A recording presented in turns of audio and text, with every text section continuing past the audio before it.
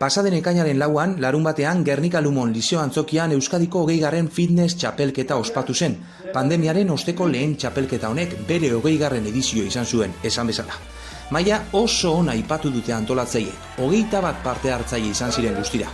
Tartean, Busturialdetik, bermeotarrak diren Marke Labin eta Alain Erauskin. Alain Erauskinek 35. dortzalarekin lehiatu zuen, eta aho batez epaimahaiaren saria jaso zuen koreografia onenaren alorrean.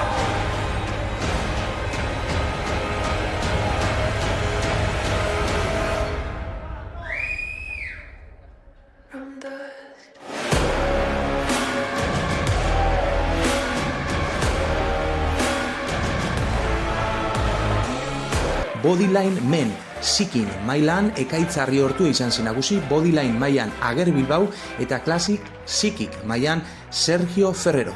Hemen bertako irudiak.